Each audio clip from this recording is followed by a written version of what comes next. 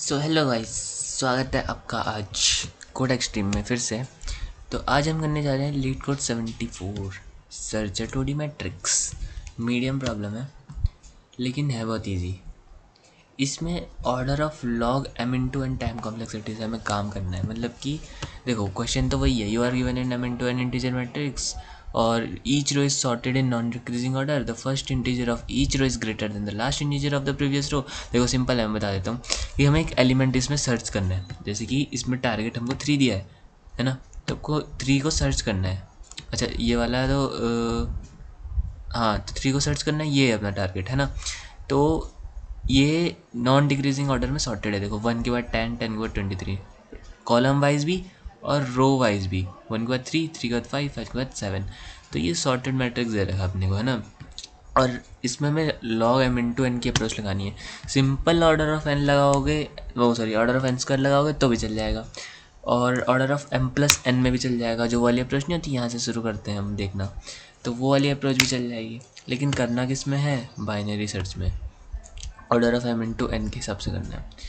तो कैसे करेंगे, बाइनरी सर्च तो आती है हमें लगानी है ना, पर इसमें थोड़ी मुश्किल होगी उससे।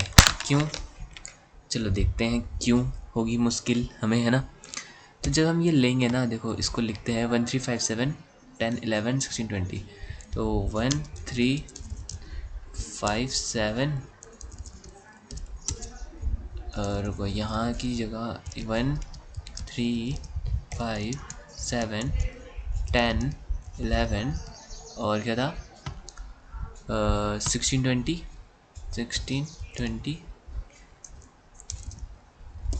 उसके बाद क्या है 23 30 34 60। वैसे मैं यहाँ पे भी तो कर सकता था, चलो मैं हूँ ही बेवकूफ़। 23 30 34 60, 23 30 34 60। तो अब इसमें क्या है, अपने को 3 ढूंढने का है ना। अपने को क्या ढूंढने का है, 3 ढूंढने का है।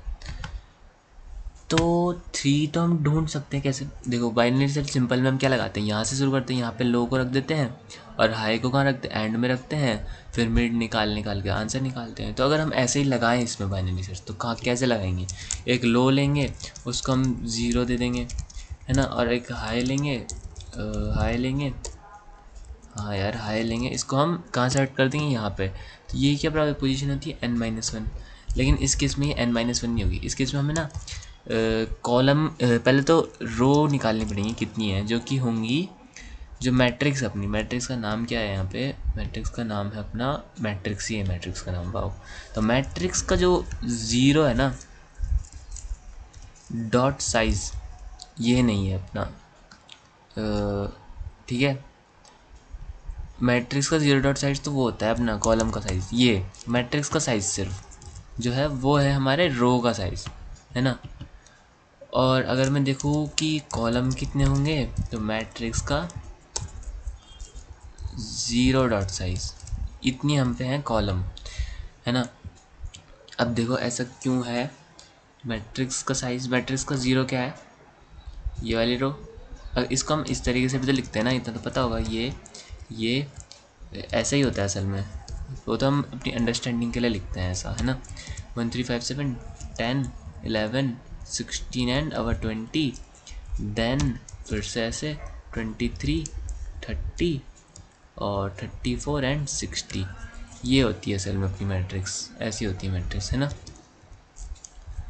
तो जब मैट्रिक्स का 0 देखते हैं ना हम, तो मैट्रिक्स का साइज़ क्या है यहाँ पे, मैट्रिक्स का साइज़ है, ये हो गया 1, ये हो गया 2 एंड ये हो गया 3। तो मैट्रिक्स का साइज़ ही तो अपना रो है, 3 ही तो रो है इसमें, 1 2 3, है ना। और मैट्रिक्स का 0 डॉट साइज मतलब क्या है, मतलब कि 0 मैट्रिक्स का 0 इंडेक्स क्या है, ये है। और इसका साइज़ क्या है 4, और इतनी हम पे कॉलम है 1 2 3 4। तो ये होता है, ठीक है। ऐसे निकलती है रो कॉलम। तो अब हमें लो को तो 0 पे रख दिया, ठीक है 0 पे, लेकिन हाई हम n तो है नहीं हम पे जो ढूंढें। तो यहाँ पे रो इंटू कॉलम होता है, n रो इंटू कॉलम, है ना। ये होता है हम पे n। तो रो इंटू कॉलम क्या आ जाएगा, कितनी रो है, 3 रो है, 4 कॉलम है, 12 -1। तो यानी कि ये कितना आ जाएगा इस केस में 11 आ जाएगा। 0 1 2 3 4 5 6 7 8 9 10 एंड 11। मतलब कि अभी तक हम कहाँ जा रहे हैं, सही जा रहे हैं। तो ये तो अब हम समझ चुके हैं कि कैसे कैसे निकालना है।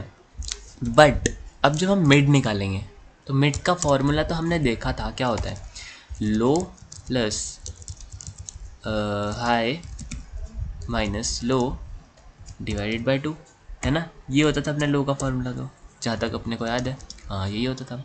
तो क्या है कि ये तो हम उन केसेस के लिए यूज़ करते हैं ना जो बड़े होते हैं, सिंपल केस के लिए यूज़ करते हैं। चलो लो प्लस हाई, इसको बंद करना था ब्रैकेट में, और डिवाइड बाय 2, एक ये फार्मूला होता है। तो ये फार्मूला अगर हम यूज़ करें तो बताओ कहाँ पे आएगा मिड। लो क्या है अपना 0, हाई क्या है 11, तो 0 प्लस 11 11, 11 बाय 2 5, तो 0 1 2 3 4 एंड 5, तो मिड आ गया यहाँ पे। लेकिन दिक्कत है इसमें, पता है क्या, 5 तो आ गया, ये तो हम चल रहे हैं नॉर्मल एरे के हिसाब से, नॉर्मल एरे के हिसाब से तो 5 आ गया एकदम सही है। बट मैट्रिक्स में हम इसको एक्सेस कैसे करेंगे, मैट्रिक्स का 5 तो लिखेंगे नहीं, क्योंकि मैट्रिक्स का 5 तो एग्जिस्ट ही नहीं करता, यहाँ तो है ही नहीं, है ना। एग्जिस्ट करने की बात छोड़ो, इसको एक्सेस करने का है अपने को तो, है ना, लेकिन ये तो एक्सेस हो ही नहीं पाएगा ऐसे। वैसे भी हमको मैट्रिक्स के लिए रो और कॉलम का चाहिए होगा, तो इसका क्या है 0 1, ओ सॉरी 0 और 1, 1 तो इसकी रो है ये 1, और 0 1 1 1 ये है इसका कॉलम, ऐसे 1, ये है असल में इसकी पोजीशन। किसकी पोजीशन है ये, 11 की पोजीशन है ये। अपना जो 11 एलिमेंट है इसमें, इसकी पोजीशन है मैट्रिक्स का 1 1, लेकिन अपने को बाइनरी सर्च लगा के क्या मिल रहा है 5। तो अब हम क्या करें, ऐसे तो बात नहीं बनेगी। तो ना इसका एक फॉर्मूला होता है जिसको याद ही करना पड़ेगा, ऐसे किसी को नहीं पता, मतलब पता होगा क्या पता, किसी को किसी ने निकाला होगा बहुत ज़्यादा दिमाग लगा के, बहुत ज़्यादा दिन बिता के। तो हम तो डायरेक्ट फार्मूला देखेंगे इसका क्या है। तो देखो क्या होता है कि अपना जो ये मिड आया ना, जो हमने 5 निकाला, क्या निकाला हमने, मिड इक्वल टू 5 निकाला। बट हमें क्या चाहिए था, ये पोजीशन चाहिए थी जो क्या है मैट्रिक्स का 1 एंड 1। तो ये कैसे आएगा, तो ये कैसे आता है ना मैट्रिक्स का, इसका फॉर्मूला देख लो, फॉर्मूला ये है, ठीक है।